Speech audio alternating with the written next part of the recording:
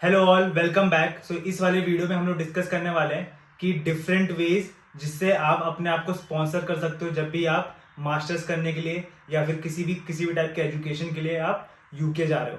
तो उसके कुछ डिफरेंट टाइप्स होते हैं, जैसे सेल्फ फंड होता है, पेरेंट्स फंड होता है, आप लोन ले सकते हो, आप लोन प्लस सेल्फ फंड कर सकते हो या फिर पेरेंट्स फंड उसमें भी, या फिर आप फिक्स डिपॉजिट के थ्रू भी आप अपना वीज़ा प्रोसेस कर सकते हो।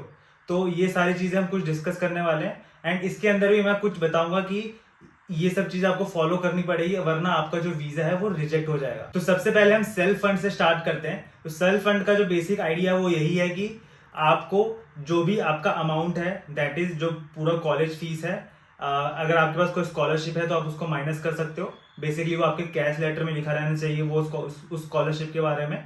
तो आपका जो भी फाइनल अमाउंट आएगा कॉलेज फीस प्लस जो लिविंग कॉस्ट होगा वो आपको ऐड ऑन करना है एंड अपने बैंक अकाउंट में वो 28 डेज के लिए रखना है, तब वो जाके मैच्योर हो जाएगा amount and after that you can apply for visa. तो सेल्फ फंड के केस में आपको कौन कौन से डॉक्यूमेंट लेकर जाने होते हैं फॉर वीजा एप्लीकेशन वो भी मैं बता देता हूँ। तो एक तो कवर लेटर होता है जो आपको बैंक से मिलता है, जिसके अंदर आपका बैंक बैलेंस स्टेटमेंट होता है कि बेसिकली वो बताता है कि आपके अकाउंट में भी कितने बैलेंस है। प्लस आपको बैंक स्टेटमेंट भी लेकर जाना पड़ता है लास्ट 28 डेज का या लास्ट 30 डेज का। आप लास्ट 2 मंथ्स का भी ले सकते हो, कोई प्रॉब्लम नहीं है, बट लास्ट 30 डेज या 28 डेज तो मिनिमम होना चाहिए। सिमिलरली एक होता है पेरेंट्स फंड, जिसके अंदर कोई डिफरेंस नहीं होता, फंड आपके ही होते हैं, बट डिफरेंस इज कि वो आपके पेरेंट्स के अकाउंट में है। एक्स्ट्रा डॉक्यूमेंट लगेगा। एक्स्ट्रा डॉक्यूमेंट एक तो ये लगेगा कि आपके पेरेंट्स से आपको एक लेटर में साइन करवाना है जिसके अंदर दे विल मेंशन अबाउट कि वो they are ready to fund your education. And second आपका एक एक्स्ट्रा डॉक्यूमेंट ये लगेगा कि आपको अपना एक बर्थ सर्टिफिकेट भी जो है अपलोड करना पड़ेगा। इन केस आपके पास अगर बर्थ सर्टिफिकेट नहीं है तो आप जिस भी हॉस्पिटल में यू वर बॉर्न उस हॉस्पिटल से आप बर्थ सर्टिफिकेट बनवा सकते हो। 1 या 2 दिन लगता है बनने में।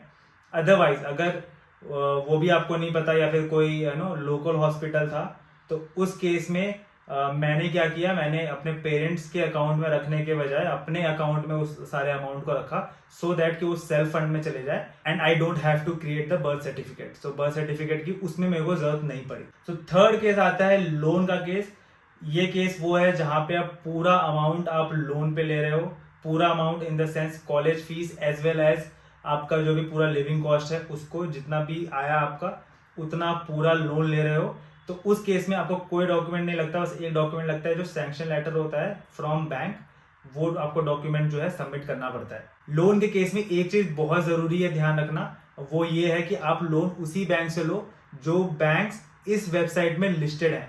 तो जो भी मैं ये जो वेबसाइट है वो मैं डिस्क्रिप्शन बॉक्स में भी रख दूंगा, आप डायरेक्टली इसको चेक भी कर सकते हो। ये सारे जो बैंक्स है वो यूकेवीआई अप्रूव्ड बैंक्स हैं एंड वहीं से आप लोन लोगे। अदरवाइज आप कहीं और से लोन लेते हो तो वो रिजेक्ट हो जाएगा। चलो अब मान लो एक वर्स्ट केस लेते हैं जहां पे आपको किसी और बैंक मतलब लिस्टेड बैंक के अलावा किसी और बैंक से आपको लोन लेना पड़ रहा है, you don't have any other option. So उस केस में आप क्या कर सकते हो, एक सोल्यूशन देता हूं मैं। जो भी वो लोन अमाउंट है उसको आप अपने बैंक अकाउंट में डिसबर्स करवा सकते हो एंड फिर उसको 28 डेज के लिए रख लो एंड उसके बाद वो मैच्योर होने के बाद फिर आप वीजा एप्लीकेशन कर सकते हो। लेकिन इस केस में लॉस यही होगा कि आपको फिर इंटरेस्ट रेट जो है वो पहले से पे करना स्टार्ट करना पड़ेगा, जो भी बैंक का इंटरेस्ट है, एंड उसमें थोड़ा सा ज्यादा लॉसेस हैं आपके। तो इसलिए रिकमेंडेड ये रहेगा कि जो भी लिस्टेड बैंक है उसमें आप अपना अकाउंट बनवा लो एंड फिर वहां से आप लोन ले लो। आप मतलब पता कर लो कि कहाँ पे आपको बेटर इंटरेस्ट रेट मिल रहा है एंड उस हिसाब से आप लोन ले लो उस बैंक से और फिर आप वीजा एप्लीकेशन के थ्रू जाओ। लेकिन अब एक और केस होता है जिसके अंदर आप लोन लेते हो प्लस सेल्फ फंड वाला केस हो गया। तो लोन प्लस सेल्फ फंड वाले में जो भी सेल्फ फंड में आप डॉक्यूमेंट्स लेकर गए थे प्लस लोन का जो सैंक्शन लेटर है वो, तो ये सारे डॉक्यूमेंट्स आपको ले जाने हैं।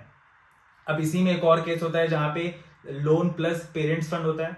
सेम चीज, पेरेंट्स फंड में जो भी आप डॉक्यूमेंट लेकर गए थे प्लस लोन का जो सैंक्शन लेटर है वो, तो ऐसे करके जो है आपको वो सारे डॉक्यूमेंट्स को मिक्स करना है। एक और केस होता है जिसके अंदर फिक्स डिपॉजिट भी आप शो कर सकते हो, ठीक है। इसका मुझे उतना पर्टिकुलरली अच्छे से आइडिया नहीं है, लेकिन फिक्स डिपॉजिट में भी एक फिक्स डिपॉजिट का डॉक्यूमेंट जो है वो बैंक देती है कि आपके अकाउंट में इतना अमाउंट जो है वो फिक्स डिपॉजिट है फ्रॉम लास्ट 1 मंथ। तो वो वाला भी डॉक्यूमेंट जो बैंक देती है वो डॉक्यूमेंट काफी होगा आपको अपने वीजा एप्लीकेशन फॉर्म के लिए बायोमेट्रिक्स के टाइम पे। एंड इन सब केस में भी आपका वीजा रिजेक्ट हो सकता है इन केस, जैसे फॉर एग्जांपल सेल्फ फंड या फिर पेरेंट्स फंड के केस में अगर आपके पास इनसफिशिएंट बैलेंस है, थोड़ा सा भी अमाउंट अगर कम है जितना रिक्वायर्ड है, तो उस केस में जो है यूकेवीआई आपका वीजा रिजेक्ट कर देगी। तो you have to make sure कि आप हमेशा थोड़ा सा एक्स्ट्रा अमाउंट ही रखो, 1-2 लाख रुपए एक्स्ट्रा रखो, सो दैट आपका वीजा रिजेक्ट ना हो। तो अपार्ट फ्रॉम ये बैंक के रिलेटेड वीजा रिजेक्शन, मैंने और भी रीजन दिए हैं एक दूसरे सेपरेट वीडियोस में, तो आप वो वीडियोस को भी चेकआउट कर सकते हो। लिंक उसका डिस्क्रिप्शन बॉक्स में होगा या इधर उधर कहीं में लगा दूंगा। एंड उस वीडियो को चेकआउट करो, आपको पता चल जाएगा कि और भी क्या क्या रीजन हो सकते हैं वीजा रिजेक्शन के। और इसके अलावा अगर आपका बायोमेट्रिक्स या फिर वीजा एप्लीकेशन स्टिल पेंडिंग है, तो और भी मैंने वीडियोस बनाए हैं मेरे प्लेलिस्ट में, आप चेक कर सकते हो लेट्स गो यूके में, वहां पे आपको सारे वीडियोस मिल जाएंगे। अब वो वीडियो को चेकआउट करो। उस वीडियो में मैंने सब कुछ शेयर किया है कि अपने डॉक्यूमेंट्स क्या क्या ले जाना है, अपने वीएफएस एक्सपीरियंस के बारे में, ठीक है, और कितने दिन या फिर एवरेज टाइम कितना लगता है आपका जो वीजा आपके पास आ जाएगा। तो उस वीडियो को भी आप चेकआउट कर सकते हो। And please make sure to subscribe this channel for more such videos in future. And also मैं जब यूके जाऊंगा तो वहां पे भी जाने के बाद हम लोग बहुत सारे वीडियोस बनाएंगे। So thank you so much for watching, bye.